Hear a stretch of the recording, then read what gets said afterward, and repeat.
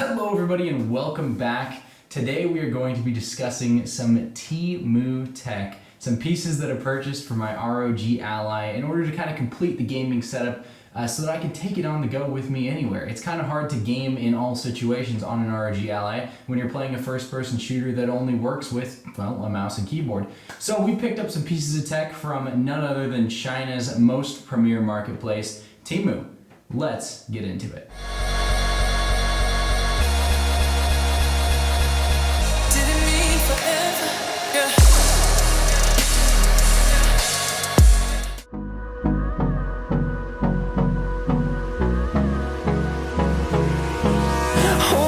Close till I get up, time is barely on our side. I don't wanna waste what's left. The storms we chase are leading us, and love is all we'll ever trust. Yeah, no, I don't wanna waste what's left. And well, here they are, ladies and gentlemen. First off, we have the 61 key RGB gaming mechanical-ish keyboard, at least that's what the title on Temu specified. And then to pair with that, we have the Wolflaw S KM2 gaming mouse. Now, both of these pieces of tech did not cost me a fortune. They were actually quite affordable, but I did purchase them quite a long time ago. So unfortunately, I cannot find them on Temu anymore. In traditional Temu fashion, they were there for one moment and then gone the very next. That said, I do have some general price specifications on these guys as to how much I recall spending on them with shipping, so we'll get into that here in just a moment. But I picked up these last two pieces of tech, like I said in the intro there, because I needed to complete the gaming setup for my ROG Ally. I have an original ROG Ally in white, so I wanted some white peripherals to go along with it. And generally, the ROG Ally performs wonderfully for gaming all on its own, but I do have a few games I like to play that don't support controller by default, and it's just a pain to get them up and running. Plus, if I'm being honest, I've always preferred a mouse and keyboard for first-person shooters, so that's what I bought these for, primarily. First off, we have the aptly named black, white, gray, mechanical feel, 60% keyboard, or something along those lines, as I said before. On the back, it actually says 61 key RGB gaming keyboard, and that's really the only title on this. Unfortunately, I couldn't really confirm many of the specs for this keyboard because, like I said before as well, it no longer exists on Temu, at least the listing for this keyboard under the manufacturer that I purchased it from. And that's not necessarily awe-inspiring, but not necessarily unexpected either. The price I paid was about $11.05, including shipping, which was generally not bad. And with regards to the arrival of the product and the packaging, well, for $11.05, you kind of get what you pay for. So, if I'm being honest, it was not amazing. There was not much packaging to speak of. It kind of just came in a box, in a generic cardboard box. And the keyboard itself did have a cable. Unfortunately, the cable didn't actually work for me. I have it right here off to the side. It came with this dinky little USB-C to USB-A cable. Which I wouldn't care about since I paid $11.05 for the keyboard in general, but unfortunately it didn't work from the get-go. I plugged it in, no response at all. So I did happen to have another USB-C to USB-C cable lying around, plugged that one in, it worked just fine. So overall, not too big of a deal. The keyboard, unfortunately, also showed up to me dirty, which was unexpected for a product that's supposed to be brand new, but there was definitely some residue on the keys of some sort. I didn't get any video of it because I cleaned it off weeks ago, long before shooting this video. But kind of disappointing to see that as well. My first impressions of this keyboard, honestly, are that it is okay. It is not an amazing keyboard by any means. It's also not mechanical, which I'm glad they didn't lie about it. They did say it was a mechanical feel keyboard, and you can tell, I mean, even if here, I'll give you a little audio cue here. It doesn't sound terrible, it just is not a mechanical keyboard in sound or in feel. The keys are still squishy, It's not like it's a bad experience using them, it's just not a mechanical keyboard, which again, paid $11.05, and again, it said mechanical-ish. So with regards to the actual typing experience, really not too bad. As you can see there, it plays well, it types well, it's fine. For an $11 keyboard, it is a fine keyboard. And we're gonna see how long the actual printing on these keycaps lasts, because I can't really guarantee that they're going to last an extremely long time. But maybe we'll do a check-in in 6 months or something and see if they've worn off after I've used it, on a few trips and through some gaming time and so on and so forth. Generally speaking though, the finish of the keyboard is pretty nice. It's plastic. It's not extremely cheap plastic, and there is not too much deck flex, as you can see, which is a really good thing. The build quality itself is not amazing. Unfortunately, it does kind of pop up in the corners. As you can see, it's loose. It is well put together, generally speaking, but it's not amazing. Again, $11 keyboard. My expectations were already low, as you would probably assume. The finish on it, generally speaking, is actually pretty nice though. The keys do feel uniformly smooth, except where they have ridges on purpose, like on the F key here, which you probably won't be able to see, but there is a little bump so you can feel where the F key is at. To put an F in chat. I don't know why else you'd have that on the F key specifically, but it's there for a reason. Other than that, the finish, the feel, the deck flex, all those items that kind of make or break a keyboard are just kind of okay in this case. Deck flex is at an acceptable level. The typing feel and just the general feel while playing on it is not bad. It's just not great. Again, $11 keyboard. And the finish, also acceptable, all things considered, especially for an $11 keyboard. Now, minus the fact that some of the keys did show up dirty, which is disappointing, to be honest, but not, again, necessarily unexpected. It cost me next to nothing, and I ordered it off Temu. So you get what you get. The RGB is the one thing we have not yet addressed, and that is something I would like to discuss. It is fine. Again, not bad for an $11 keyboard. As you'll see in some of the B-roll clips, it actually looks pretty decent. It's just not amazing. I haven't played around with the different modes. I know there are different options as far as at least the brightness of the RGB, and I'm assuming there's a couple of pre-programmed in modes. I didn't really play around with it, if I'm being completely honest with you, because I just wanted to see it turn on, and it did that. And so it did its job. Generally speaking, for an $11 keyboard, I would give it probably a 6.5 out of 10. It's not a bad experience. I don't know how long it's going to last, but it does lose some points for, number one, showing up dirty, number two, having a build quality that is just acceptable in my opinion, and number three, the fact that you can't find it anymore on Temu. So that's kind of shady. It's, again, not a terrible keyboard by any means. It's going to get the job done, and it will hopefully last me for 6 to 12 to 18 months of continued use while I take my ROG setup on the go and use it to play games while I'm traveling or visiting family or doing this, that, or the other. So that's pretty much all I have to say about the keyboard at this point. Let's jump into the mouse. Now let's get into the Wolf Law S KM2 gaming mouse.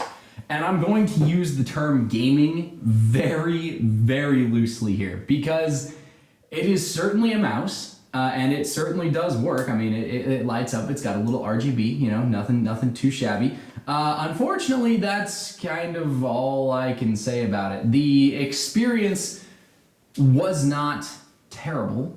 It just was not great. But we'll get into that in a minute. With regards to the packaging, kind of like we discussed with the keyboard, it shows up in a less than generic, or more than generic, I don't know. It comes up in a cardboard box. There's no packaging on the inside to secure the mouse. It's just loosely in there inside one of these cellophane, styrofoam bags, whatever you want to call it. It does come with a little instruction manual, which is nice. And other than that, it's pretty much just a generic, run-of-the-mill, cheap Chinese gaming mouse. I will say I was decently surprised that this even showed up in a custom made box. Like that just kind of doesn't seem like something that it would have, especially when I paid less than $10 for this thing. $9.84 actually. And I will say, for that amount of money, I did pick this mouse because of its unique look, and it definitely holds up to having a unique look. I can't complain with that at all, actually. It looks pretty cool. The RGB is kind of weak sauce in general. It does work, again, just like with the gaming keyboard, but unlike the gaming keyboard, the RGB on this is kind of trash, in my personal opinion. You'll see in some of the B-roll, as you've already seen in some of the B-roll as well, it's fine. It's an RGB gaming mouse. It's not great, it's not terrible. So let's talk about the mouse a little more in depth then. We'll get into the finish, the feel, the material quality, the clickiness even. I'll give you a little ASMR mouse click. It's gonna be kind of fun. No, in general, for a sub $10 mouse, this is just okay, in my opinion. There are things that are wrong with it, and there are things I don't like about it. I would generally recommend the keyboard. The mouse, I can't say that I would recommend picking this one up unless you can get it for maybe $5, because generally speaking, you can get for very minimal amount, for a very small amount of money more, you can get a much better gaming mouse. There's great options by Logitech, especially they're the ones that I use for my main gaming computer. And I will actually have one of their mice linked down in the description below. They didn't sponsor the video or anything. I really like that mouse, and I think it cost me like $30. So about 3 times as much money as this guy, but it's way more than 3 times the performance, the quality, everything. But we're not here to talk about the Logitech mouse. That'll be for another video. This is the KM2. The finish, actually kind of nice, I can't lie. On the top, it's covered in a smooth, hard, transparent plastic, which was kind of deceiving in the initial photos that I saw on Temu. I saw this kind of skeleton mainframe of the mouse itself, and I was like, oh, that's freaking cool. I kind of like that. You know, it'd make it lightweight, it'd make it breathable. And then I got this and it had the plastic covering over the skeleton frame, and I was like, okay, well, I mean, yeah, you can still kind of see it. It looks cool. It's just not quite what I was expecting. That said, the finish is pretty nice, and the feel in the hand is actually pretty good too. I have average sized hands, not too big, not too small, and it fits within my palm and within my hand very nicely. The fingers reach almost to the end of the mice clicks, I guess, whatever you call these. And that's kind of where I usually have them on my other mice. That's where I want them to be. It's not a bad feel. The material quality is kind of like the keyboard, passable. Again, it's a Temu, Chinese-made, cheap mouse. You're not getting anything extremely high quality. And to be honest, I would be kind of disappointed if it was high quality, because I bought this knowing that it was going to be a cheap, probable piece of crap. And that's part of the fun for me, is buying things that are cheap but still usable. In this case, I would not recommend this mouse. There are some issues. Number one being the skates on the bottom are so incredibly rough. I mean, using it on a mouse pad, kind of a bad experience, if I'm being perfectly honest, which is not a good thing, because that means you have to use it on a smooth surface like a desktop or some other very smooth surface, which can lead to inconsistency in the reading of the mouse movements and the transmission of data from the mouse, which, especially if you're playing like first-person shooters, Valorant or heck, even Battlefield or something, can be really disruptive. Now that said, I didn't find too much disruption while using it on the bare surface of my desk in the gaming test. But I guarantee over time, I will find some disruption while using it. That said, the mouse does have adjustable DPI, which is pretty sweet. The RGB mode, as far as I'm aware, is stuck to just that one RGB mode of kind of the flashing lights, which again is fine. It's a $9.84 mouse, so not a big deal. But overall, not necessarily a mouse I would recommend. Then again, I'll have to leave that up to you. Let's go ahead and do a little clickiness test here, a little bit of ASMR for you. All right, ready for this?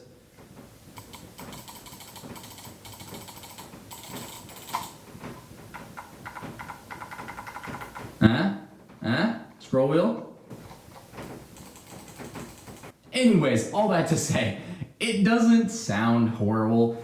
The quality is fine. The finish of the mouse feels okay, but there are things that are, well, just generally lacking.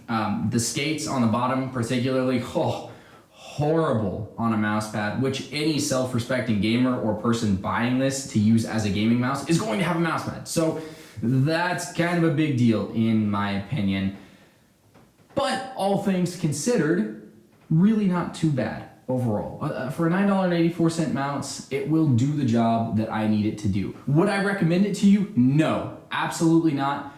Please, for the love of God, just spend a little bit more money and buy a mouse that's higher quality. The keyboard for $11.05, totally fine. USB-C on the plug-in end, that's a great option. It's way better than having it be some other crappy like wired-in cable. It's USB-A on the end or something.